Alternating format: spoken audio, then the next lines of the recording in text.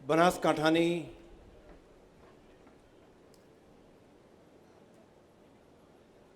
આ બનાસવાસીઓની ડેરી એવી બનાસ ડેરીની 51મી વાર્ષિક સાધારણ સભામાં આપણા જિલ્લાનું સમગ્ર નેતૃત્વ લગભગ સ્ટેજ ઉપર જોવું તો કદાચ બનાસના ઇતિહાસમાં આટલા આગેવાનો એક સાથે નહીં થયા હોય. લગભગ 250થી વધારે આગેવાનો અહીંયા આગળ ઉપસ્થિત છે. તમામ રાજકીય પાર્ટીઓ, તમામ સહકારી સંસ્થાઓ, તમામ સરકારી પદો, એ બધાની ઉપર જે અહીંયા ઉપસ્થિત છે તે તમામે તમામ આગેવાનોનું બનાસ ડેરીના નિયામક મંડળ વતી હૃદયપૂર્વક ખૂબ ખૂબ સ્વાગત કરું છું. સાથે સાથે અહીંયા મારી સામે ઉપસ્થિત આગેવાનો કે જેમણે બનાસની પ્રગતિની માટે એટલો જ રસ લઈને ભલું થાય એના માટે જે અહીંયા ઉપસ્થિત રહ્યા છે, એ સૌ સહકારી સામાજિક આગેવાનો બનાસ ડેરીની પ્રગતિની અંદર જેમનો સિંહ ફાળો છે એવી દૂધ મંડળીઓ સાથે જોડાયેલી મારી માતાઓ બહેનો, દરેક મંડળીમાંથી ઉપસ્થિત ચેરમેન શ્રી, મંત્રીશ્રી, જેમનો ઠરાવ અહીંયા થઈને આવ્યા છે તેવા કમિટીના ઠરાવેલ મેમ્બરશ્રીઓ,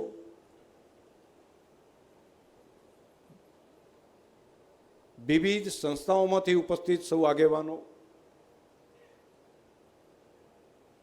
પ્રેસના મિત્રો, આપ સૌનું હૃદયપૂર્વક ખૂબ ખૂબ સ્વાગત કરું છું. આપ સૌને હૃદયથી આવકારું છું. વર્ષો પહેલાં એક મહામાનવ ગલબા કાકાએ આ ડેરીની સ્થાપના કરી અને આજે આખો જિલ્લો એના ફળ ચાખે છે. તેના કરતાં આજની તારીખે ગલબા કાકાનો આત્મા એ સ્વર્ગમાંથી આશીર્વાદ આપતો હશે કે એમણે જોયેલું સ્વપ્ન એ આજે રિયલમાં સાબિત થવા જઈ રહ્યું છે. આજે એમની આ હોસ્પિટલ, જ્યાં એમનો દેહાંત થયો હતો, એ હોસ્પિટલ આજે માત્ર સારવારનું કેન્દ્ર બન્યું છે એવું નહીં, પરંતુ સાથે સાથે અનેક ડોક્ટરો નિર્માણ કરીને કોઈનું પણ મૃત્યુ એ સારવારના અભાવે કે કોઈની બેદરકારીથી ન થાય એના માટે પણ આશીર્વાદ આપતો હશે. અને બીજો સૌથી આશીર્વાદ એટલા માટે આપતા હશે કે આજની આ સાધારણ સભામાં આ વખતનો જે રિપોર્ટ આવ્યો તમે બધાએ જોયો હશે. ખાલી દેશમાં કે દેશ કે એશિયામાં નહીં, પરંતુ કોઈ એક જિલ્લાની ડેરી, મેં હમણાં આનો રેકોર્ડ ચેક કરવો તો તમારી ટીમને કામે લગાડી કે જરા ચેક તો કરો. દુનિયાની અંદર કોઈ એવો જિલ્લો છે કે જે પશુપાલનની અંદર પશુપાલકોને આટલા રૂપિયા આપી શકે?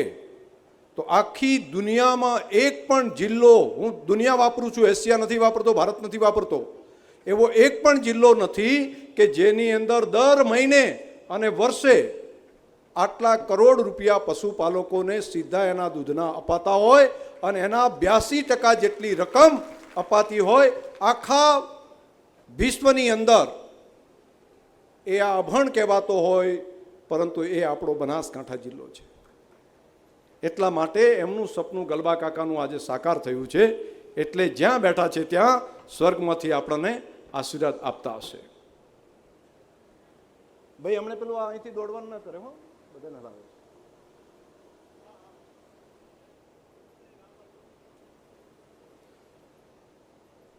મિત્રો, થોડા દિવસ પહેલાં હું દિયોદર તાલુકાના મોજરૂ ગામે ગયો હતો.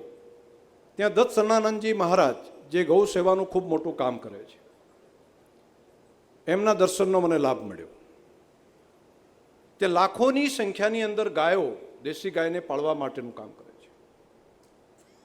આપ સૌના સહયોગથી મેં એમને વિનંતી કરી છે કે આપની પાસે આટલા મોટા પ્રમાણમાં ગૌ ભક્તો અને ગૌ સેવાનું કામ ચાલે છે, આધુનિક ટેકનોલોજી બનાસ ડેરીની પાસે છે, એ વિજ્ઞાન છે. આ વિજ્ઞાન અને શ્રદ્ધા બેનું સમન્વય કરીએ અને ટેકનોલોજીની જ્યાં જરૂરિયાત હોય તો ત્યાં વ્યવસ્થા એ કરીએ, પરંતુ સારી બ્રાન્ડની દેશી કાંકરેજી ગાય, એ આપણી જે મૂળ દેશી ગાયો છે, એના સંવર્ધન માટેનો એક ઇતિહાસ બનાવવો છે. નજીકના દિવસની અંદર પથમેડા જઈને એ ગાય, આપણી દેશી ગાયો જે સારી ઓલાદ બચી છે એનું સંવર્ધન કરીને આપણે જિલ્લામાં વધુમાં વધુ આ ગાયો આવે એના માટેનો પણ સંકલ્પ આજના તબક્કે આપણે કરવો છે.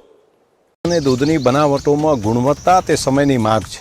ક્વોલિટીની દ્રષ્ટિએ પણ આપણી બનાસ ડેરીને શ્રેષ્ઠ ડેરી બનાવીએ. આવો આપણે સૌ સાથે મળી સ્વર્ગસ્થ ગલબા કાકાનું સ્વપ્ન સાકાર કરીએ.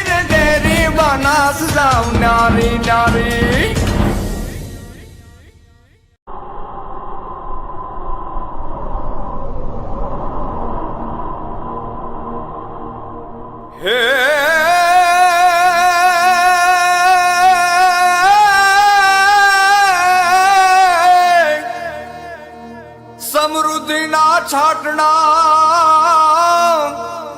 એ જોને પહોંચ્યા ગામે ગામ, એ સુખિયા સુખિયા થયા પશુપાલકો.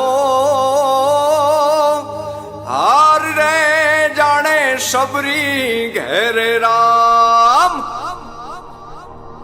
એ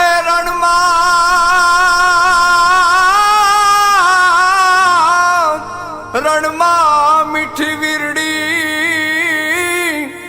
જેવું જેનું કામ. મહાલક્ષ્મીનું રૂપ છે. અરે રે જોને બનાસ એનું નામ.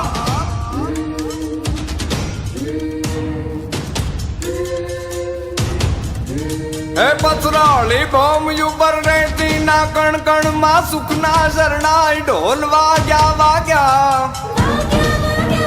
હે જાગ્યા જો ગલબા ભાઈ જાગ્યા.